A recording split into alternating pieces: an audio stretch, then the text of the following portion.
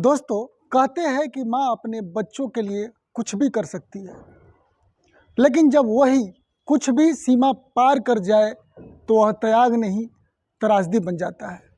यह कहानी है हरियाणा के एक छोटे से गांव की, जहां सरिता नाम की एक महिला अपने 2 बच्चों राकेश और नेहा के साथ रहा करती थी। पति श्रीनिवास की टीबी और शराब की लत के कारण अचानक मौत हो चुकी थी। घर की जिम्मेदारी सरिता को कंधे पर आ गई। दिहाड़ी मजदूरी, फिर घर के बाहर छोटी सी परचून की दुकान और बच्चों की पढ़ाई। सरिता ने खुद को अपने जीवन में खपा दिया ताकि बच्चों का भविष्य बन सके। धीरे धीरे समय बीतता गया। नेहा जवान हो गई और राकेश भी पढ़ाई पूरी कर 21 साल के हो चुका था। राकेश मेहनती था, शांत स्वभाव के था, ज़्यादा किसी से घुलता मिलता नहीं था। उसने खुद दिल्ली जाकर नौकरी की ताकि बहन की शादी अच्छे घर में कर सके। 1.5 साल बाद जब वह लौटा तो घर में खुशियाँ लौट आई। लेकिन असली कहानी दोस्तों यहीं से शुरू होती है। जब भी सरिता उसके लिए रिश्ते लाती, राकेश हर लड़की को मना कर देता। कोई शिकायत नहीं, कोई वजह नहीं, बस एक चुप्पी। गांव में बातें होने लगी कि लड़का ठीक तो है, कहीं किसी के चक्कर तो नहीं है। सरिता का मन जो है अंदर से घबराने लगा। एक माँ की डर धीरे धीरे जुनून में बदलने लगा। उसे लगने लगा कि कहीं उसका बेटा समाज में तिरस्कृत न हो जाए, कहीं लोग उंगली ना उठाए। उसने रिश्तेदारों से, जान पहचान वालों से, यहाँ तक कि दूर दूर के संबंधों से भी रिश्ते देखे, लेकिन हर बार जवाब वही, ना। राकेश का व्यवहार और ज़्यादा अंतर्मुखी होता गया। वह देर रात तक अकेले बैठता रहा, फ़ोन पर कम बोलता, किसी लड़की में कोई रुचि ही मतलब नहीं दिखता। सरिता ने कई बार प्यार से पूछा, डॉक्टर पूछा, रोकर पूछा, लेकिन राकेश हर बार यही कहता, माँ अभी शादी का मन नहीं है। इधर गांव का दबाव बढ़ता गया। नेहा की शादी की बात भी अटक गई, क्योंकि लोग पहले बेटे की शादी देखना चाहते थे। सरिता का धैर्य जो है धीरे धीरे टूटने लगा। एक दिन उसने अपने ही रिश्ते में पिंकी नाम की लड़की का प्रस्ताव रखा। पिंकी सुंदर थी, समझदार थी, गरीब परिवार से थी।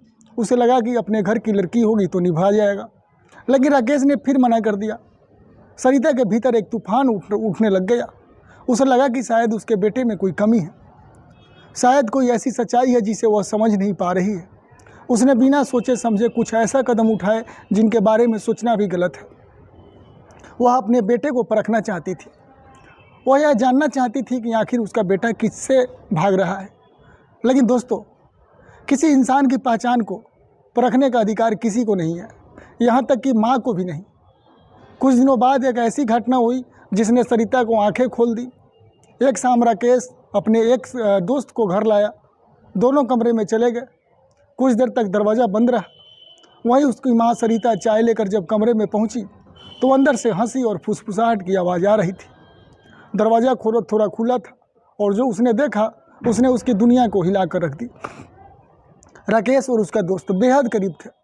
दोनों एक दूसरे के प्रति ऐसा अपमान दिखा रहे थे जो आम आदमी दोस्ती से अलग था। सरिता के हाथ से कप गिर गया जैसे वो देखा। राकेश ने दरवाज़ा खोला। माँ की आंखों में सवाल थे, गुस्सा था, टूटन थी। उस रात घर में कोई नहीं सोया। आखिरकार राकेश ने सच बताया कि माँ, मैं अलग हूँ, मेरा मन लड़कियों में नहीं लगता। मैंने बहुत कोशिश की, मैंने खुद को बदलने की कोशिश की, लेकिन मैं जैसा हूँ वैसा ही हूँ। दोस्तों, यह सुनकर सरिता के लिए पैरों से तले ज़मीन घिसक गई। उसे लगा जैसा उसका सपना, उसकी उम्मीदें सब खत्म हो गए। लेकिन असली संघर्ष अब शुरू हुआ। एक तरफ माँ का प्यार था, दूसरी तरफ समाज का डर था, गांव की सोच, रिश्तेदारों की बातें, बहन की शादी का सवाल। सरिता ने इस सच्चाई को स्वीकारने की बजाय उसे दबाने का फैसला किया। उसने पिंकी के घर जाकर रिश्ता तो पक्का कर दिया, लेकिन राकेश ने मना किया। रोया, हाथ जोड़ा, लेकिन माँ ने भावनात्मक दबाव डाल दिया कि बेटा मेरी कसम खा। और दोस्तों, एक बेटा माँ की कसम के आगे हार गया। शादी हो गई, ढोल नगारे बजे, गांव ने मिठाई भी खाई, लेकिन उस घर के अंदर एक सच्चाई दम तोड़ रही थी। पिंकी ने कोशिश की, समझने की कोशिश की, लेकिन राकेश दूर दूर रहता। कमरे में खामोशी, आंखों में बेचैनी। 1 महीने बाद 27 दिसंबर 2024 की रात आई। करीब 1 बजे राकेश घर से बाहर निकल गया। दरवाज़ा बाहर से बंद। सुबह तक वह नहीं लौटा। सुबह खेतों के पास पेड़ से लटका उसका लाश मिला। जेब में एक चिट्ठी था कि माँ, मैंने आपको दुख दिया, मुझे माफ़ करना, मैं किसी का पति नहीं बन सकता। मैं किसी लड़की की ज़िंदगी बर्बाद नहीं करना चाहता। मैं थक गया हूँ खुद को छुपाते छुपाते। दोस्तों, वह चिट्ठी सिर्फ एक कागज़ नहीं थी, वह एक समाज के लिए आईना थी, एक माँ के लिए पछतावे की आग थी। सरिता उस दिन टूट गई। उसे समझ आया कि प्यार और नियंत्रण में फ़र्क होता है। किसी को पहचान को बदलने की जिद उसे ख़त्म भी कर सकती है। पिंकी की ज़िंदगी भी बिखर गई, नेहा की शादी भी सालों टल गई, गांव में चर्चा हुई, अफसोस हुआ, लेकिन जो जाना था वो अब वापस नहीं आया। दोस्तों, यह कहानी किसी एक घर की नहीं है। हमारे आसपास कई राकेश हैं जो डर में जी रहे हैं, कई लड़कियां हैं जो समाज के डर से बच्चों को समझने की बजाय उन्हें ढालने की कोशिश करती है। दोस्तों, सवाल यह नहीं कि कौन सही था, सवाल यह है कि क्या हम अपने बच्चे को ऐसे स्वीकार कर पाते हैं जैसे वे हैं, या हम उन्हें अपने सपनों के मुताबिक ढालना चाहते हैं। कभी कभी चुप्पी के पीछे पछतावा बहुत दर्द छिपा होता है। अगर उस दर्द को समय पर सुन लिया जाए तो शायद एक ज़िंदगी भी बच सकती है। तो दोस्तों, अगर आपको लगता है कि किसी के साथ ज़बरदस्ती, भावनात्मक दबाव या समाज का डर उसकी ज़िंदगी को बर्बाद कर सकता है, तो इस वीडियो को ज़्यादा से ज़्यादा शेयर कीजिए। कमेंट में बताइए कि क्या सरिता को अपने बेटे को स्वीकार कर लेना चाहिए था? क्या समाज का डर एक माँ से उसकी समझ छीन सकता था?